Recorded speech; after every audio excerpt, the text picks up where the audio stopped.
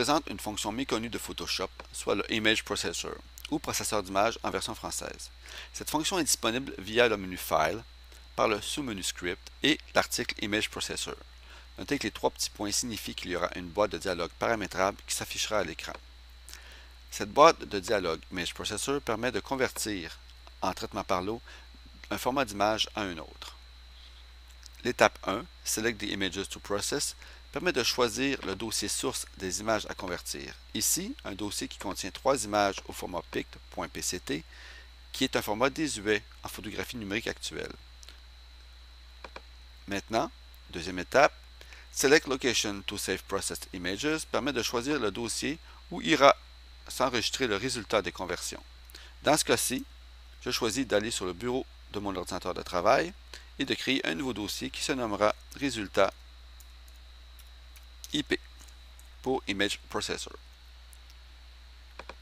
Troisième étape, File Type, ce qui me permet maintenant de choisir les formats dans lesquels je veux mes images du dossier source. Alors, je choisis Save as JPEG, CAF PSD, Save as TIFF, et en optant pour les options disponibles pour chacun des formats, Quality pour le JPEG à 12, qui est le maximum, je coche Convert Profile to sRGB, qui est un profil colorimétrique neutre. Pour Save as PSD, je choisis Maximize Compatibility, qui en fait me permet de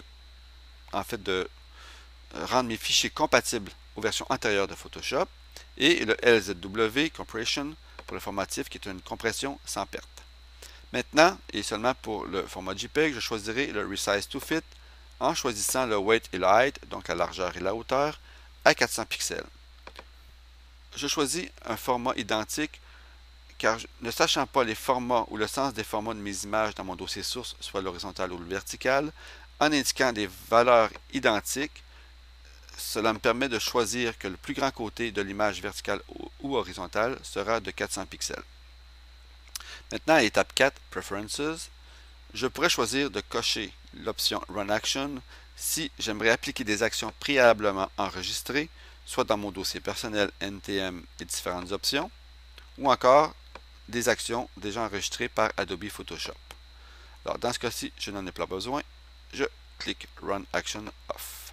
Maintenant, à Copyright Info, je peux indiquer ici un nom de photographe, le mien dans ce cas-ci, avec le copyright et l'année, ce qui s'affichera au niveau de l'info du fichier ou des fichiers du dossier source et qui est compatible au format EXIF.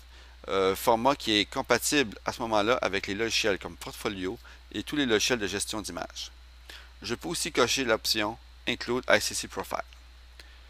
Quand mes choix sont faits, je clique Run. Les images s'ouvrent toutes une par une et pour chaque image, le format choisi s'enregistre. Et ce qui est pratique avec cette commande ou fonction Image Processor, le dossier peut contenir 100, 200, 300, 400, 500 images sans aucun problème. Maintenant que le traitement est fait, j'ouvre mon dossier Résultat IP sur le bureau de travail.